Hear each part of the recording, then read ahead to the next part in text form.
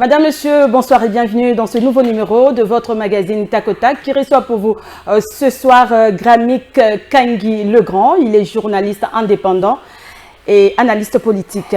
Gramik, bonsoir, bienvenue dans Tac au Tac magazine. Comment allez-vous? Bonsoir Madame Nicole Pouchot, consoeur. Merci beaucoup pour l'invitation et je suis très heureux en tout cas d'être invité dans votre grande émission que j'ai l'habitude de suivre et surtout je suis l'un des téléspectateurs de cette grande et bonne, belle chaîne.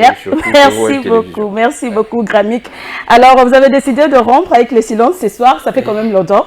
Hein? Ouais, et qu'est-ce que vous êtes devenu en fait? Qu'est-ce que vous êtes arrivé? Expliquez-nous un peu. Ce qui est sûr sur TNT, oui. Ça fait 5 mois que je ne passe plus. Là, c'est ma première émission sur TNT. Mais sur les nets, le web, j'ai déjà repris. Je suis passé dans différentes émissions. Oui, on voit votre suite. Hein. Exactement. Mais ce qui est sûr, j'étais en tout cas, j'étais un peu dans si je pourrais dire, retraite scientifique. Essayer un peu de revoir des connaissances, d'ajouter et puis d'actualiser certaines connaissances. Donc après la retraite, je suis là. Ah, d'accord, c'est vraiment une bonne chose. Alors, c'est que vous avez beaucoup appris. Exactement. Que les gens se tranquillisent, en tout cas, il n'y a pas où j'étais en clandestinité, j'ai été recherché. Vous êtes là, vous êtes libre, vous êtes en train de faire votre travail. C'est une bonne chose. Alors, nous sommes journalistes, ici on peut un peu parler de nous. Ça ne vous dérange pas, j'espère. Hein? Oui, je suis là. Alors, dites-nous un peu, Gramik, comment trouvez-vous le travail des journalistes actuellement? Sont-ils professionnels? Je commencerai d'abord par placer un mot sur ces dossiers de Sonia Rollet. Oui, Sonia Rollet qui a été expulsée depuis hier. Bon, jusqu'à présent, on ne sait pas les mobiles parce que le ministère de la Communication ne s'est pas prononcé jusqu'à présent. On ne sait pas. Il paraît qu'on n'avait pas accepté son accréditation. C'est ce que j'ai suivi sur France 24. Bon, en fait, c'est que sûr, moi, je venais là de lire les tweets, je pense, de l'association des correspondants de la presse internationale ici, en RDC. Selon cette association, la journaliste, elle était en tout cas bien accréditée, sauf que ça a pris un peu du temps. Ah, ok. Pour qu'elle puisse avoir encore son accréditation. Parce que Sonia Rollet était révoquée là où elle était, chez RFI. Là, maintenant, elle est chez Reuters. Reuters, oui. Et maintenant, il fallait normalement une autre accréditation. Mais jusqu'à présent, on ne sait pas les mobiles. On ne sait pas encore. Et son expulsion. Alors, je n'aimerais pas placer beaucoup de mots là-dessus, mais c'est que sûr, si ce n'est pas pour enfreindre à la liberté d'expression, je pense que soit à la liberté des presses, je pense qu'on doit fustiger cela parce qu'il y a également nos journalistes qui travaillent également sous d'autres cieux, sous d'autres pays, qui ne sont pas inquiétés. Donc moi, étant que journaliste, étant que professionnel des médias, je ne serais pas content de voir une consoeur ou soit un confrère en train d'être maltraité dans notre pays parce que là où soit il a des opinions un peu qui dérangent les systèmes en place. Donc c'est pourquoi je suis en train d'appeler à beaucoup plus d'éclaircissements de la part de Patrick Mouyaya, qui est le ministre de la Communication, et également au ministère. Je pense que déjà, d'ici là, les ministères pourront en tout cas faire les points sur ces dossiers-là. Pour parler de nos journalistes ici à Kinshasa, en RDC en fait, hein, les journalistes, est-ce qu'ils sont professionnels, hein, vu qu'on nous reproche beaucoup de choses quand même. Même notre ministre de Communication nous a, il a traité certains journalistes d'opposants qui sont dans l'opposition. C'est comme si c'était des militants. Alors pendant cette période de guerre, on doit quand même bien traiter les informations, tout ça, ben voilà. Ce qui est sûr, en tout cas dans à votre niveau, comment trouvez-vous, comment jugez-vous? Ce qui est sûr, dans notre pays, on est toujours vite d'apporter des jugements sans pour autant même maîtriser les méandres, soit les contours d'un domaine défini. Il y a beaucoup de gens qui critiquent l'exercice, soit la pratique de cette grande profession et noble, le journalisme, en disant que les journalistes de la RDC ne sont pas professionnels, sans pour autant maîtriser même les b.a.-ba de ces métiers. Moi, je pense que les journalistes congolais sont professionnels. Sauf que, vous savez, en politique, les gens tirent toujours les draps de leur côté. Et quand les systèmes constatent qu'il y a certains journalistes qui dérangent, ils veulent donner une connotation un peu vulgaire. Et moi, je pense que je ne partage pas tous les journalistes, en tout cas la plupart, surtout ceux qui sont professionnels. Moi, je ne vois pas une grande chaîne comme Web Télévision pour se recruter des gens qui ne sont pas professionnels. Là, je pense que c'est faux. Et les gens doivent savoir, la profession du journaliste... Mais il y a aussi certains journalistes qui ne respectent pas la norme. Mais je pense que... Qui sont un peu dans la diffamation. Je ne pense pas. Je ne pense pas. En fait, les problèmes de la Mais diffamation... on reproche quand même beaucoup en fait, la diffamation... les journalistes de nos jours. Hein, il paraît qu'il n'y a plus de qualité, la plupart sont médiocres, tout ça. D'abord, la diffamation, on doit commencer par définir ça. La diffamation, selon le code pénal congolais, c'est tout fait, vrai ou faux, qui porte atteinte à l'honneur d'une personne. Donc, si un journaliste allègue un fait, que cela soit vrai ou faux, si ces faits-là, ou soit si votre information, selon les concernés, porte atteinte en son honneur, en tout cas, c'est une diffamation. Là, déjà, c'est un problème au niveau de la définition même, dans le code pénal de cette infraction qu'on appelle la diffamation. Moi, je pense que le journaliste est là. Je prends un cas, Pero Louar, qui est aujourd'hui en exil, radié par l'UNPC. Il y a de cela quelques semaines, on critiquait beaucoup Pero Louar. Et on a vu, nous tous, on a assisté, je pense que c'était avant-hier, lors de la plénière du Sénat. Les sénateurs André Kimbuta, à la présence de tous les sénateurs, et même les présidents du Sénat, Modeste Batsulukwebo, tous les sénateurs ont affirmé que ce que dit M.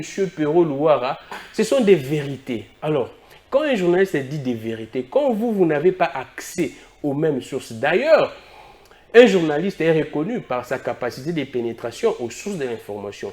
Maintenant, des gens qui critiquaient Pero Louar en disant que non, c'est un journaleux, ainsi de suite, aussi longtemps, nous tous nous connaissons les parcours, même les cursus de M. Pero Louar. Aujourd'hui, qui ne donne pas raison à Pero Louar? Parce que là, c'est les sénateurs qui reconnaissent que M. Pero Louar avait raison sur toute la ligne. Alors, j'aimerais apaiser les gens en disant que nos journalistes sont bel et bien très professionnels. Et c'est pourquoi nous avions même des correspondants ici qui travaillent pour des médias étrangers. Ah oui, c'est vrai que les journalistes ne sont pas vraiment... Oui, Stani Boujakera. Exactement. Moi, je pense qu'il y a...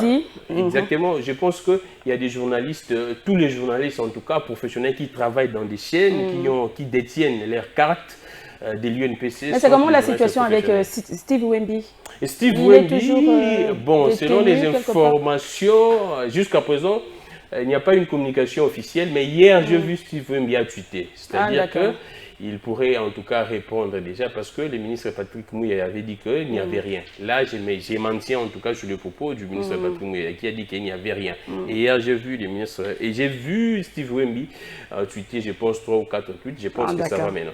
Ça va maintenant. Ok, c'est une bonne chose. L'UNPC est divisée. Savez-vous pourquoi? L'UNPC divisé, mais sauf que en tout cas, comment les vivez-vous? La gestion, c'est clair en tout cas, la gestion de l'UNPC pose problème. Les journalistes sont abandonnés, les journalistes ne sont pas sécurisés même par notre organe. En tout cas, je pense qu'il est temps. Mais il semble que les journalistes aussi ne sont pas solidaires entre eux. Hein? Mais c'est tous les problèmes. Parce que si on dit que les journalistes ne sont pas solidaires entre eux parce que ces métiers, soit cette profession ne paye plus vraiment.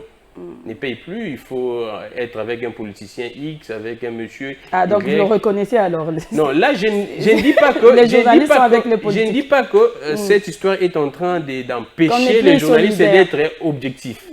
Mais si les journalistes actuellement ne sont plus solidaires, c'est parce que c'est la politique qui divise les journalistes. C'est-à-dire et la politique divise les journalistes pour de l'argent. Oui, la politique divise les journalistes. Parce que les médias ne payent plus, il n'y a plus d'argent. Parce que les médias ne payent plus, exactement. Et là, l'État, en tout cas, parce que les journalismes, c'est un travail. Et il y a tout un code du travail. Et l'État doit, en tout cas, être là à la loupe pour poursuivre, même regarder toutes ces chaînes-là qui ne payent pas mieux ou soit qui ne payent même pas des journalistes. En tout cas, c'est le travail de l'État. Quand l'État est démissionnaire, l'État n'arrive pas à surveiller, à frapper les médias qui ne payent pas des journalistes. On voit des grèves par-ci, par-là. Mais on fait quoi? Les journalistes essayent de se battre avec des petits moyens. Et même, c'est également le rôle de l'UNPC, de se battre pour les journalistes. Mais là, l'UNPC ne le fait pas. D'ailleurs, on reprocherait même, lui-même, le président de l'UNPC, qui aurait une tendance politique, qui aurait une couleur politique. Il y a déjà une pétition déjà. Moi en tout cas, j'invite les journalistes à signer cette pétition parce que je ne peux pas comprendre une journaliste comme Tatiana Osango, détenue à l'année. Et je vois l'UNPC de Gabi Kouba pondre un communiqué pour dire que non, cette dame n'est pas journaliste. Aussi longtemps, nous connaissons Madame Tatiana, nous savons ce qu'elle fait et elle détient une carte de l'UNPC. Et après ça, l'UNPC n'a pas présenté ses excuses. Et moi, je pense que c'est assez... Actuellement, on assiste des menaces à l'égard des journalistes. Quand on lance une pétition, je vois Gabi Koupa prendre un communiqué pour essayer de fustiger cette attitude de la part du régime. Moi, je pense que c'est un fond fuyant. J'appelle aux journalistes de signer cette pétition pour l'organisation d'un nouveau congrès, d'un prochain congrès d'ici la fin de cette année. En tout cas, ce comité actuel de l'UNPC doit partir. On voit beaucoup de... L'UNPC aussi, le ministère de la Communication sera peut-être tiré par rapport à l'organisation de ce congrès. Exactement. Vous avez suivi le communiqué de l'UNPC et puis le point de presse aussi. Selon l'UNPC, ils accusent les ministres en train de faire l'immixtion dans la gestion, en tout cas de l'UNPC, ainsi de suite, dans les congrès. Mais moi, je pense qu'on doit harmoniser, en tout cas. On doit harmoniser tout cela. Mais ce que moi, je suis en train de déplorer, c'est l'attitude, en tout cas, du président de l'UNPC avec... son comité. Je pense qu'il est temps que M. Gabi Kouba, qui est même déjà un intérimaire, en tout cas qui fait l'intérim. Depuis que Kassonga Chilunde est parti, donc l'UNPC vraiment, il y a un sérieux problème de leadership. Bon, j'ai comme l'impression, en fait. Alors, vous le savez, 3 journalistes ont été pour clore ces chapitres de médias de la presse. Donc, 3 journalistes ont été suspendus, vous le savez, suite au fait qu'ils ne sont pas solidaires avec les journalistes de la RTNC. Bon, 3 journalistes que je ne cite pas les noms, vous le connaissez. Il y a, moi je citerai, il y a Paulette qui montre, j'ai vu Élisée Odia, Israël Moutala, j'ai vu encore qu'Israël Moutombo, non, Israël n'a pas été sanctionné selon l'UNPC, il a collaboré. Mais moi, je pense que je ne maîtrise pas mieux, je n'ai pas suivi en tout cas ses confrères en train de critiquer les autres. Mais si tel était le cas, en tout cas, la loi, la rigueur de la loi doit être appliquée. Les gens qui se sont présentés à l'UNPC, à la commission de discipline, je pense que la situation a été réglée. Mais je crois bien, en termes de solidarité, en tout cas, on doit rester solidaire. On doit pas... On dit toujours que les loups ne se mangent pas entre eux, mais là, c'est compliqué. C'est inscrit même dans les codes d'éthique et déontologie des journalistes qu'on doit être solidaire. Si tel n'était pas le cas pour des confrères et consoeurs, je pense que la rigueur de la loi... Il faut changer, il faut essayer de changer, que les politiciens ne nous divisent pas. On doit faire notre travail. Alors, nous allons parler de l'actualité à présent, donc la situation sécuritaire, c'est ça vraiment l'actualité dans l'Est de la RDC. L'appel à la mobilisation générale du chef de l'État, Gramik, peut-il apporter une solution au pays ? Déjà... Bunagana est toujours sous contrôle, Rutshuru, Kiwanja et tout ça. Je commencerai ces sujets en interdisant tous les gens qui se plaisent à diffuser, à propager des fausses vidéos, soit des anciennes vidéos, pour désorienter l'opinion. Ce n'est pas en disant qu'en propageant des fausses vidéos, des anciennes vidéos, c'est comme ça. Quel genre de vidéo? Hier, il y a une vidéo ancienne qui a choqué les des avions 2013. Non, il y a une vidéo ancienne qui a choqué les 2013 en disant que les M23, les FRD sont récupérés en certains territoires. C'était une ancienne vidéo. Je dirais aux gens, ce n'est pas de la manière qu'on va aider nos FRDC, soit être solidaire avec nos FRDC. C'est même désorienter, amener même l'opinion, soit la population en erreur. Ce que moi, j'aimerais dire, la mobilisation générale du président de la République, en tout cas, a été bien accueillie par la classe politique. Mais déjà avant, il y a un acteur politique. Vous avez vu même la prise de parole de Ensemble pour la République, Moïse Katumbi. Je parlerai de tout ça. Avant ça, tout a commencé un certain, je pense, c'était 30 octobre. Oui, M. Mouzito a proposé ces 10 recommandations pour gagner M. Kagame. Vous savez très bien, il a déjà proposé à ce que nous puissions faire la guerre contre le Rwanda. Et M. Mouzito, parmi ces 10 recommandations, je pense la 2e, la 9e et puis la 10e recommandation disait clairement on doit être solidaires et unis, ainsi de suite, la mobilisation en général. Mouzito appelait déjà. Et ce n'est pas un péché que le président de la République puisse en tout cas écouter ou soit faire attention à ce qu'a dit M. Mouzito. Le président de la République a rebondi en tout cas dans le même sens que Mouzito lors de son adresse, je pense que c'était le 3 novembre. Le président de la République appelle également à la mobilisation.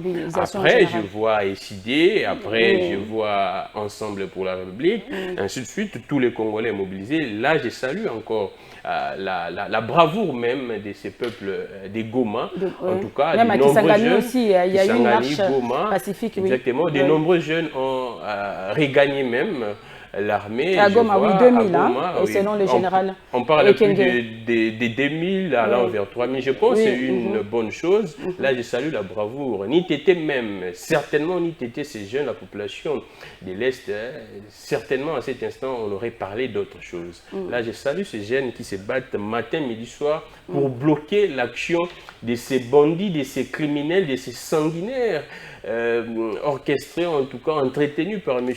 Kagame, qu'on appelle désormais, en tout cas je ne sais pas quel est le nom, Hitler du moment d'Afrique. M. Kagame, c'est un sanguinaire, plus de 10 millions de morts en République démocratique du Congo, c'est trop. Nous interpellons la communauté internationale. Dommage, je ne sais pas en tout cas, mais je n'ai reçu aucune information dans ce sens.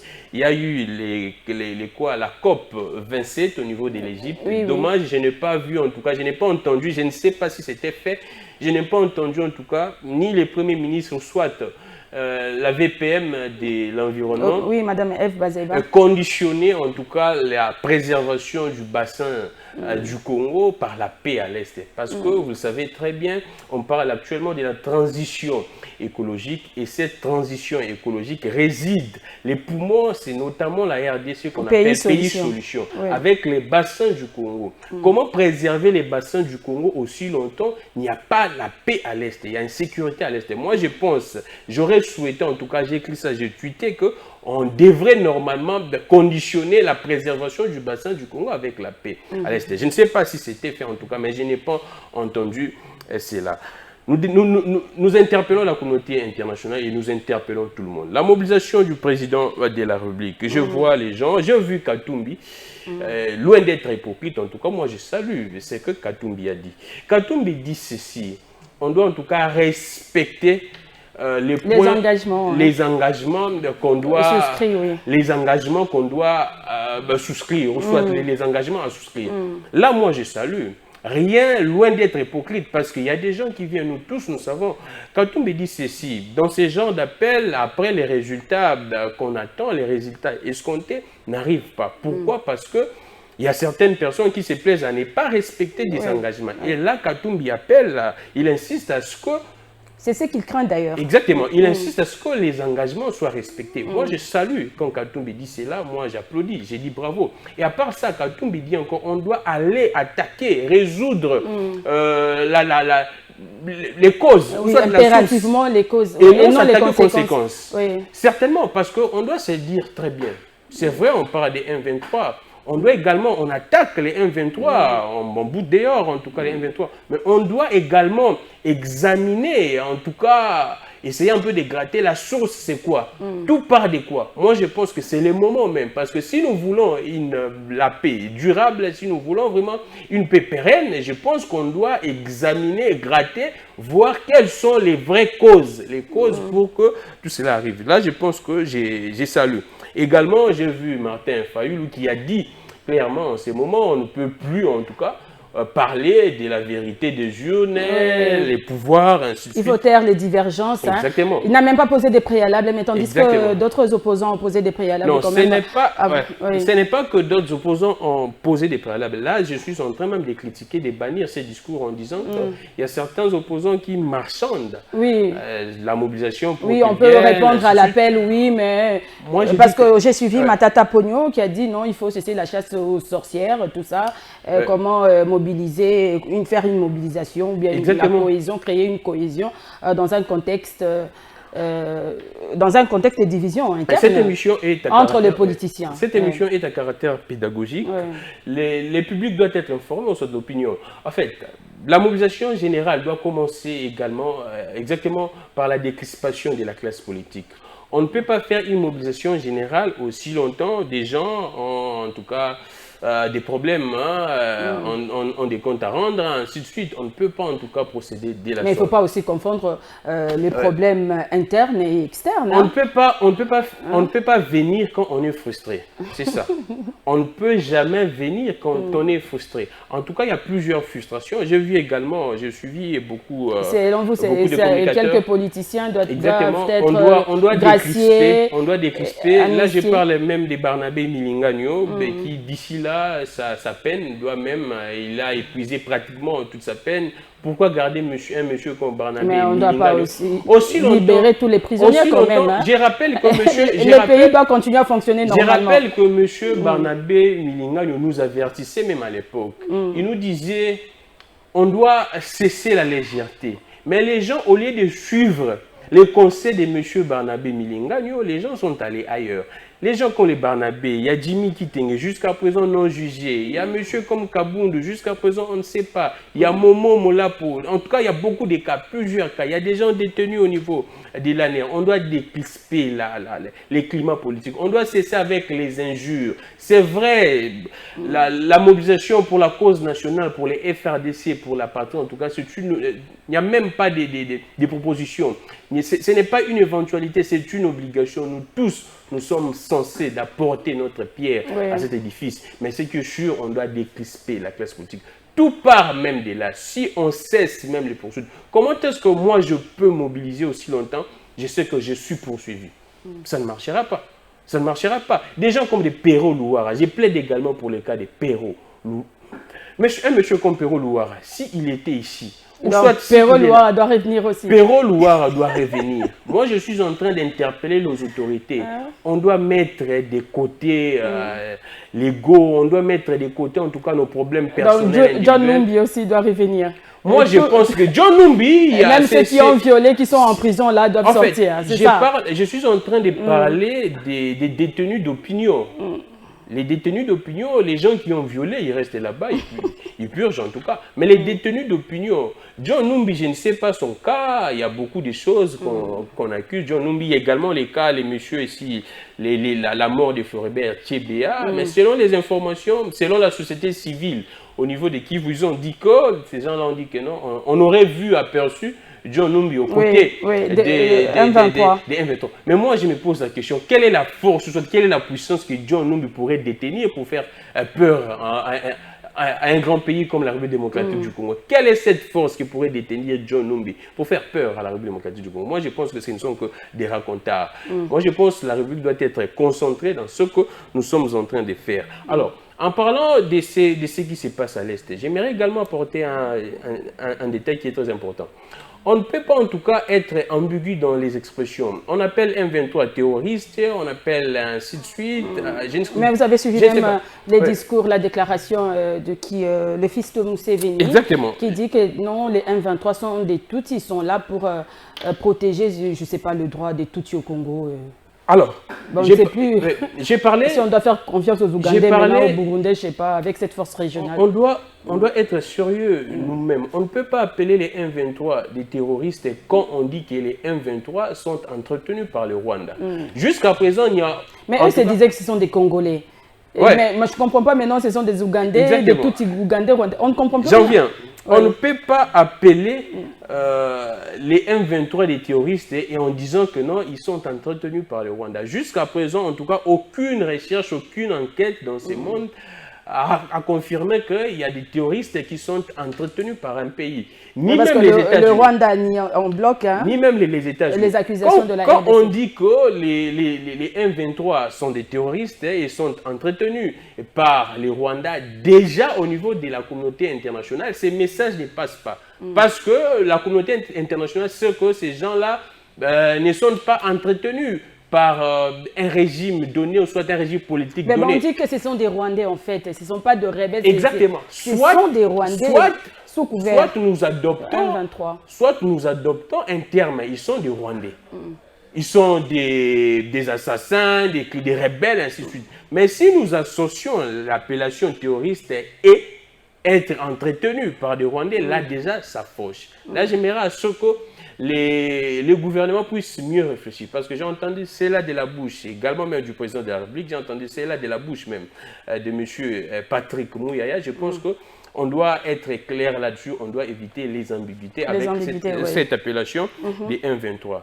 Je pense quand vous parliez du fils là, de Museveni qui a dit que non, ensuite ils sont des Congolais, ils se battent, des Tutsis Congolais, ils sont en train de se battre. Ils sont là pour protéger le droit de tous ici en RDC. Moi d'ailleurs, quand j'ai lu ces tweets, les tweets de ces messieurs, j'ai dit que Muzito a raison, parce que Muzito a demandé. En tout cas, moi, je salue les flair, en tout cas, intellectuels de Muzito, qui paraît en tout cas avant-gardiste souvent. Muzito dit ceci, on doit chasser même l'ambassadeur ougandais. D'ailleurs, sa marche du 17 novembre, il demande également qu'on puisse expulser, après Karega, qu'on expulse l'ambassadeur ougandais. Là, je pense que Muzito a raison. Partant de ce que venaient là de dire les fils de Museveni, c'est très grave en tout cas. Et puis, j'informe aux gens, ces messieurs-là, les fils de Museveni, appellent toujours Kagame oncle, son oncle qu'il aime tant. Les fils de Museveni appellent toujours Kagame son oncle qu'il aime tant. Et puis, je dois informer l'opinion que le pouvoir de M. Kagame vient de Museveni. Avant que Kagame puisse opérer son coup d'État au niveau du Rwanda pour destituer Habyarimana, Kagame résidait. Leur base arrière, c'était au niveau de l'Ouganda. Donc, il y a une sorte d'ADN entre M. Kagame et M. Museveni. On ne peut pas en tout cas vouloir lutter, combattre le Rwanda en associant l'Ouganda. Ça nous demande encore de négocier avec eux. Ça ne marchera pas. C'est avec eux qu'on négocie toujours. Moi, je pense les États-Unis nous demandent de négocier, de revenir... C'est que sur la communauté internationale ne tiendra que ce discours. C'est un discours diplomatique. Mais c'est à nous de voir. Et là, je vu déjà... Donc, c'est à nous de sanctionner, en fait. C'est à nous de voir. Pas de sanctionner, mais c'est à nous de faire montrer, en tout cas, de faire preuve que nous sommes un pays qu'on doit respecter. Donc, vous êtes pour la guerre? Moi, je suis pour qu'on puisse... Il y a déjà nos avions, là. Exactement. D'ailleurs, quand je nos avions de chasse. Quand je vu hier, je pense avant-hier ou hier, 2 avions de chasse, Sukhoi 25. Alors, les bombardements hier des positions des M23 confortent également la position de Muzito. Parce que Muzito disait à l'époque que Kagame... le gouvernement rwandais a réagi par rapport à ça, au bombardement. Hein, exactement, ils ne peuvent que réagir. C'est que sur le Rwanda n'est pas assez fort comme on nous le fait croire. Le Rwanda n'est pas assez fort comme on le fait croire. Moi, je pense que les bombardements des positions du M23 qui ont occasionné cette débandade, on voit comment est-ce qu'ils sont en débandade actuellement, ça conforte même la position de Muzito et de tous ces gens qui prônent même la guerre, faisons la guerre contre ces pays. Et le président l'a dit, que les voies diplomatiques ont échoué. Moi, j'ai apprécié même les gestes du président. Le président a boycotté poliment la COP 27, cette conférence. Le président devrait aller, il a envoyé déléguer le premier ministre Sama Lukonde. En tout cas, moi j'applaudis cette attitude. On ne doit plus procéder avec des voies diplomatiques quand ça ne marche pas. On doit frapper, on doit faire voir au monde que nous sommes également très puissants. Et alors, moi je suis en train de saluer. Quelle doit être l'attitude des Congolais pendant cette période, parce que nous sommes déjà arrivés à la fin, 30 minutes, c'est pas beaucoup. Exactement. Donc, l'attitude des Congolais pendant cette période, et puis nous faire un état des lieux de la ville de Kinshasa rapidement, Grammy. Exactement, la ville de Kinshasa, mais je finis d'abord par là. Je suis en train de fustiger ces comportements. J'avais dit ça, on doit interdire, même nous, même les étudiants, même les scientifiques, quand ils sont très préoccupés dans ce qu'ils font, ils sont loin de leur téléphone. Comment expliquer que nos FARDC, à tout moment, ils sont avec leur téléphone? Moi, je suis contre ça, on voit des vidéos. Quand ils se font filmer là, les rebelles, en tout cas, l'ennemi peut facilement détecter la position et tirer. Même moi, par rapport, il y a plusieurs marches pacifiques. Exactement. Il y a des membres de plusieurs sociétés civiles qui disent non à ça parce qu'il peut y avoir des infiltrés aussi. Hein. Les Exactement. Gens peuvent, surtout cette histoire. On peut infiltrer facilement. Exactement. J'interpelle encore le gouvernement. Quand le monde entier parlait de la sécurité, nous étions en train d'engraisser en tout cas les politiciens congolais avec des frais de fonctionnement exorbitants, des salaires exorbitants. Aussi longtemps, les États-Unis, la plus grande puissance au monde, accordent beaucoup plus de leur budget dans la sécurité. Dans la sécurité. Et actuellement, j'informe nous avons le budget 14 milliards. Exactement. Quand même. Actuellement, le gouvernement a pris conscience. Je lance encore cet appel. Il faut donner beaucoup de moyens. On doit jeter encore un coup d'œil sur la cybercriminalité, la sécurité, la cybersécurité même. Et c'est pourquoi je dois j'attire l'attention du gouvernement de jeter un coup d'œil là-dessus. En parlant des mobilisations, vite fait des marches en tout cas, il y a également Mouzito qui marche les 17, il y a les organisations des sociétés civiles qui marchent également. J'appelle tous les Congolais à soutenir, aller massivement dans ces marches parce que ce ne sont pas des marches des Congolais lambda. C'est une marche, soit ce sont des marches pour soutenir les FRDC. Ce sont des marches pour la nation. Congolais, les 17, je maîtrise la date. La marche partira de Kianza vers Ngaba, croisement Kianza et Université Ngaba, jusqu'à l'ambassade de l'Ouganda. J'appelle tous les Congolais à être là massivement avec le nouvel élan pour protester, pour sensibiliser, pour passer les messages et exiger l'expulsion de l'ambassadeur ougandais aussi. Concernant Ngobila, je ne comprends pas. En tout cas, c'est toutes les institutions qui ont décrié la mégestion de Ngobila. Mais jusqu'à présent, on ne sait pas. D'ailleurs, j'ai un dossier sur l'ACP. Vous avez suivi Tambo Mamba qui a dit qu'il y a toutes les institutions. Jean-Marc Kabound à l'époque, premier vice-président de l'Assemblée, a fustigé la mégestion. Le président de la République, Mike Moukeba, il même a déposé une question orale à l'égard du ministre, je pense, des Finances et économie. Exactement. Il y a le Sénat actuellement qui déplore la mégestion, mais jusqu'à présent, le tout-puissant Ngobila n'est pas inquiété. Il y avait une question orale avec débat de Mike Moukeba également concernant la mégestion de Ngobila. Mais Godempo, il est donneur de leçons qui critique les autres politiciens, mais qui n'a jamais critiqué. Qui n'a jamais critiqué M. Ngobila, je ne sais pas. Or, c'est lui qui est censé contrôler, c'est lui qui est censé contrôler et punir M. Ngobila, mais il ne le fait pas. Il se plaît devant sa chair pour critiquer d'autres politiciens. Là, je suis contre cela. Il y a un dossier même. L'ACP commence à barrer la route au bon fonctionnement de la ville de Kinshasa. Il y a certaines questions orales, en tout cas, entre un député provincial de l'ACP et un gestionnaire provincial de l'ACP qui se traite au niveau de l'ACP, au lieu d'être traité au niveau de l'Assemblée provinciale. Là, je suis en train de tirer les oreilles des élus, tirer les oreilles des Kinois. 2023, mais également ce comportement que je dois dénoncer de certains députés nationaux. Ouais, il y a Daniel Safou et puis... Daniel Safou, son comportement médiocre. Il y a également Adrien Poba. Adrien Poba qui, après multiples, en tout cas, tentatives masquées des chantages à l'égard du ministre Chérubin Okende, passe à une vitesse supérieure et une vitesse humiliante même, en voulant menacer et agresser même les ministres des Transports. Comment un député honorable, vraiment de l'honneur, peut menacer un ministre du gouvernement?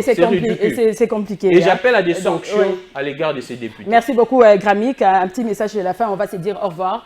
L'émission est terminée. Merci beaucoup. Merci beaucoup. En tout cas, j'ai fini par saluer le travail qu'Nsingi Pouloulou fait actuellement. En tout cas, il fait un grand travail actuellement. Il est en train de dénoncer ce qui se passe. Nous avions vu ce que monsieur a dénoncé lors de l'examen de la loi sur la reddition des comptes 2021. Merci. Merci beaucoup, Gramik. En tout cas, merci d'être venu. Madame, Messieurs, cette émission est terminée. Nous courons après les temps. La télévision, c'est les temps. Il y avait beaucoup de choses à dire, mais malheureusement, les temps ne nous a pas permis.